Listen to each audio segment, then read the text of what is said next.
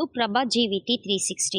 இன்னைக்கு பார்க்க போகிற டாபிக் பார்த்தீங்கன்னா திருக்குறள் கேள்வி பதில்கள் பார்த்துட்ருக்கோம். பகுதி 10 நம்ம பார்க்கலாம். ஆல்ரெடி பார்த்தீங்கன்னா சிலபஸில் இருக்கிற 20 அதிகாரமும் பொதுத்தமிழ் திருக்குறளுங்கிற அதிகாரத்தில் கொடுத்துருக்கேன். பிளேலிஸ்டில் இருக்குது. அதே மாதிரி பார்த்தீங்கன்னா நியூ புக்கு திருக்குறள் இருக்குங்களா, அதுவும் பிளேலிஸ்டில் இருக்குது. நீங்கள் போய் பாருங்கள். அடுத்தது பார்த்தீங்கன்னா இதை கேள்வி பதில்களாக நம்ம போட்டுட்ருக்கோம். கண்டிப்பாக இந்த வீடியோ கண்டிப்பாக உங்களுக்கு பிடிக்கும். பிடிச்சிருந்தால் லைக் பண்ணுங்கள், சப்ஸ்கிரைப் பண்ணுங்கள், ஷேர் பண்ணுங்கள். வாங்க வீடியோக்குள்ளே போகலாம். 276. எதனை உயிரினும் மேலானதாக பேணி காக்க வேண்டும்? எதனை உயிரினும் மேலானதாக பேணி காக்க வேண்டும். அதாவது உயிரை விட மேலானதாக எதனை பேணி காக்கும்னா ஒழுக்கம் எல்லோருக்குமே சிறப்பை தருவதால் ஒழுக்கத்தை உயிரினும். ஒழுக்கம் தான் எல்லாருக்கும் ஒரு சிறப்பை தரும். ஒரு டிசிப்ளின் சொல்லுவோம் இல்லையா. இப்போ ஒரு செயலை செய்யணும், இந்த டைமுக்குள்ளே முடிக்கணும், இதை இந்த டைமுக்குள்ளே இந்த வேலையை செஞ்சு முடிக்கணும், இந்த டைமுக்குள்ளே வெளியில் போய்ட்டோம்னு நம்ம ஒரு நாளை டிவைட் பண்ணி பிளான் பண்ணி அந்த டைமை ஃபிக்ஸ் பண்ணி நம்ம செஞ்சிட்டு இருக்கும் போது கண்டிப்பாக நமக்கு லைஃப்பில் சக்ஸஸை தரும். ஓகேங்களா, அதை தான் இங்கே சொல்லியிருக்காங்க. ஒழுக்கம் எல்லோருக்கும் சிறப்பை தருவதால் ஒழுக்கத்தை உயிரினும் மேலானதாக பேணி காக்க வேண்டும். 277. யார் மேன்மை அடைவர்? ஒழுக்கமாக வாழும் அனைவரும் மேன்மை அடைவர். இந்த மாதிரி பிளான் பண்ணிட்டு இருக்கும்போது கண்டிப்பாக அவங்களோட சக்ஸஸ் சீக்கிரமாக வரும். ஓகேங்களா, ஒழுக்கமாக வாழும் அனைவரும் மேன்மை அடைவர். யார் அடையக்கூடாத பழிகளை அடைவர்? ஒழுக்கம் தவறுபவர் அடையக்கூடாத பழிகளை அடைவர். ஒழுக்கம் தவறுபவர் இதை செய்யாமல் பிளானிங் பண்ணதெல்லாம் செய்யாமல் இருக்கிறவங்கலாம் கண்டிப்பாக அடையக்கூடாத பழிகளை அடைவர். ஒழுக்கம் தவறுபவர் அடையக்கூடாத பழிகளை அடைவர். 279. யார் அறிவில்லாதவராக கருதப்படுவார்? யாருக்கு அறிவில்லை அப்படின்னு சொல்லுவாங்கன்னு பார்த்தீங்கன்னா, உலகத்தோடு ஒத்த வாழ கல்லாதவர், பல நூல்களை கற்றவர் ஆயினும் அறிவு இல்லாதவராக கருதப்படுவர். அதாவது என்னதான் பல நூல்களை கற்றுக்கிட்டாலும் உலகம் எப்படி நடந்துக்குதோ அந்த மாதிரி ஒத்து நம்ம நடக்கலை அப்படின்னா அறிவில்லாதவங்களாக தான் கருதப்படுவாங்க. யார் அறிவில்லாதவராக கருதப்படுவார்? உலகத்தோடு ஒத்த வாழ கல்லாதவர், பல நூல்களை கற்றவர் ஆயினும் அறிவில்லாதவராகவே கருதப்படுவார். எதனை பொறுப்பது தலை சிறந்தது? தன்னை தோண்டுபவரை தாங்கும் நிலம் போல தன்னை இகழ்பவரை பொறுப்பது தலை சிறந்தது. ஓகேங்களா, அதாவது தன்னை இந்த நிலத்தை ஏதாவது பிளான்ட் வைக்கிறதுனால தோன்றும், ஏதாவது யூஸ் பண்ணுறதுக்கு தோன்றும் இல்லையா. அப்படி தோண்டும் போது அந்த நிலம் எப்படி பொறுத்துக்குதோ அந்த மாதிரி நம்மளை துன்புறுத்தவரை இகழ்பவரை நாம் பொறுக்கிறது தலை சிறந்ததுன்னு சொல்கிறாங்க.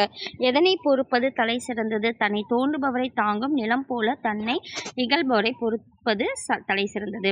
281. எந்த செயல்களை செய்யாமல் இருப்பது சிறப்புக்குரியது? எந்த செயல்களை செய்யாமல் இருப்பது வரும். ஓகேங்களா, சிறப்புக்குரியதுன்னா பிறர் தனக்கு தரக்கூடிய துன்பத்தை தந்தாலும் மனம் நொந்து அறம் அல்லாத செயல்களை செய்யாமல் சிறப்புக்குரியது. அதாவது பிறர் தமக்கு இந்த அளவுக்கு கஷ்டப்படுத்தக்கூடாது ஒருத்தர். அப்படி அந்த விஷயத்த நமக்கு மற்றவங்க தந்தாலுமே அறம் அல்லாத செயல்கள் அவங்கள நம்ம கோர்ட்டில் ஏதாவது பண்ணிடுவோம் இல்லையா. அப்போ அறம் அல்லாத செயல்களை செய்யாமல் இருக்கிறது அவங்களுக்கு அது சிறப்புக்குரியதாக இருக்காங்க. பிறர் தனக்கு தரக்கூடாத துன்பத்தை தந்தாலும்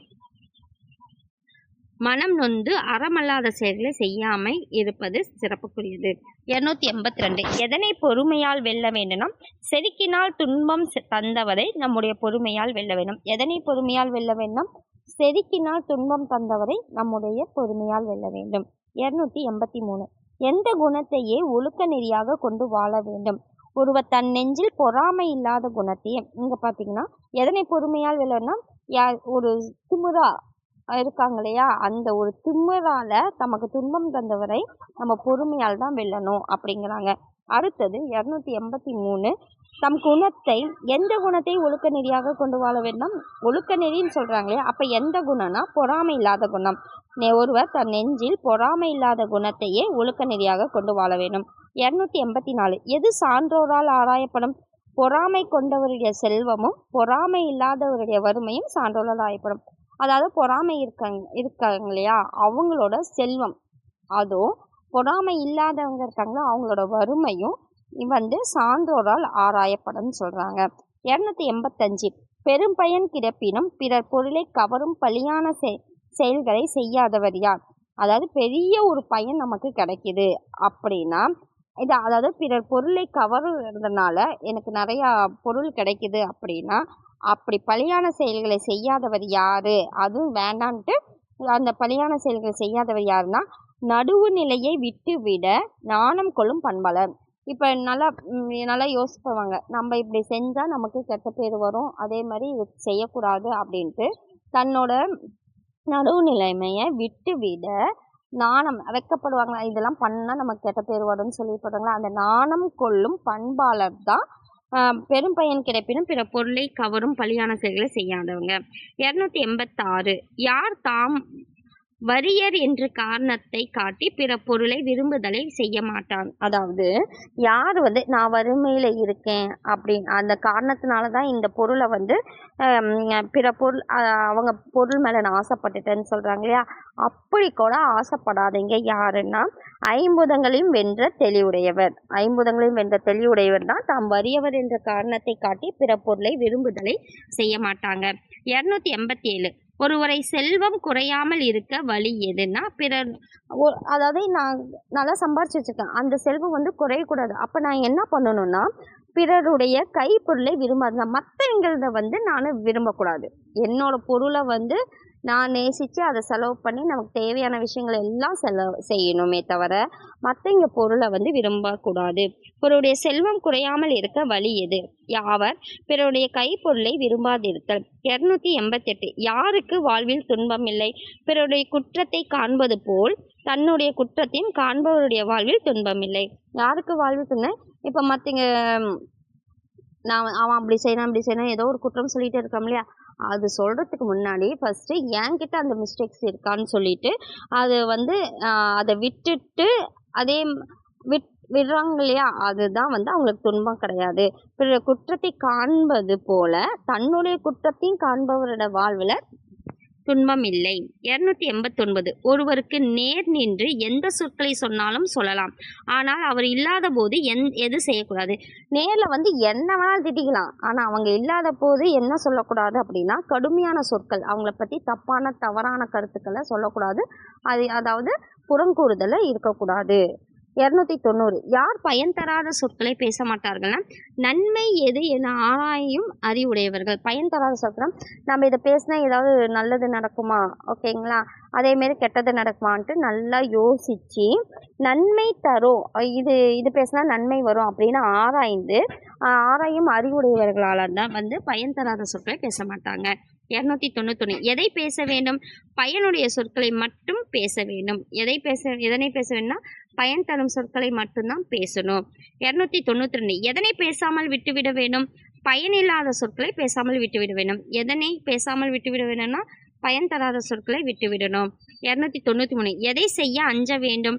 தீயவற்றையே தருவதால் தீயை விட கொடியதாக கருதி அவன் அதாவது ஒரு தீயவையான ஒரு செயலை தீமைதான் தரும் அப்படின்னா தீயை அது தருவதால் அது தீயை விட கொடியதாக கருதி, அதாவது நெருப்பை விட இது கொடியது அப்படின்னு கருதி அதை செய்யறதுக்கு அஞ்சணும் அப்படின்னு சொல்றாங்க. 294 எதனை செய்ய அறம் நினைக்கும்னா மறந்தும் கூட பிறருக்கு கெடுதல் செய்ய நினைக்க கூடாது. நினைத்தால் நினைத்தவருக்கு கெடுதல் செய்ய ஆரம்பிக்கும். மறந்தும் கூட பிறருக்கு கெடுதல் செய்யக்கூடாது. அப்படி செய்யணும்னு நினைச்சா கூட அறம் அவனுக்கு கெடுதல் செய்ய அறம் நினைக்கும்னு சொல்றாங்க. மறந்தும் கூட பிறருக்கு கெடுதல் செய்ய நினைக்கக்கூடாது. நினைத்தால் நினைத்தவருக்கு கெடுதல் செய்ய அறம் நினைக்கும். 295 விடாமுயற்சி செய்து ஈட்டிய பொருள் எல்லாம் எது செய்வதற்கே ஆகும்? விடாமுயற்சி செய்து ஈட்டிய பொருள் எல்லாம் எது செய்வதற்கே ஆகும்? தகுதியானவர்க்கு உதவி செய்ய. விடாமுயற்சி செய்து ஈட்டிய பொருள் எல்லாம் எது செய்வதற்கே ஆகும்? தகுதியானவர்க்கு உதவி செய்யறதுக்காக தான். அதாவது ஒரு ஹெல்ப் பண்ணுறதுக்கு தான், ஓகேங்களா. அவங்க நல்லவங்களா இருக்கணும். அவங்க உண்மையாலுமே அவங்களுக்கு தேவையான பொருள் நம்ம செய்கிறதா இருந்தால் மட்டும்தான் விடாமுயற்சி செய்து ஈட்டிய பொருளை எல்லாம் தகுதியானவருக்கு உதவி செய்யறதுக்காக தான் அப்படின்னு வள்ளுவர் சொல்றாரு.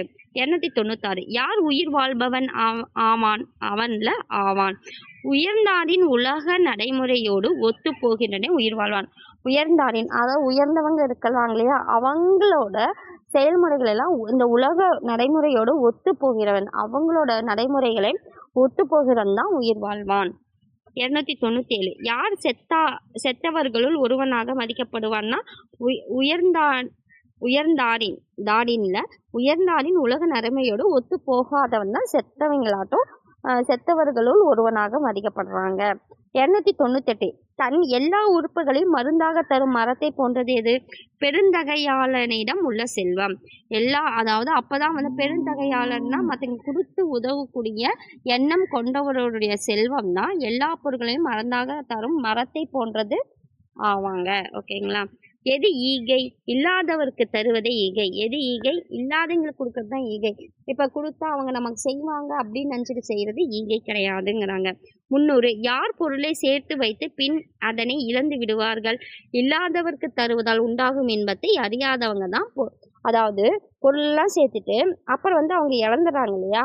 அவங்க யாரு, எப்படிப்பட்டவங்களுக்கு தான் இப்படி நடக்கும்னு பார்த்தீங்கன்னா, இல்லாதவருக்கு தருவதால் உண்டாகும் இன்பத்தை தெரியாதவங்க தான் இதை அனுபவிப்பாங்க. பொருளை சேர்த்து வச்சு பின்னாடி இழந்து விடுவாங்கன்னு சொல்றாங்க. கண்டிப்பா இந்த வீடியோ உங்களுக்கு பிடிக்கும்னு நினைக்கிறேன். பிடிச்சிருந்தா லைக் பண்ணுங்க, சப்ஸ்கிரைப் பண்ணுங்க, ஷேர் பண்ணுங்க. நெக்ஸ்ட் வீடியோல நம்ம பார்க்கலாம். ஓகேங்களா? நன்றி.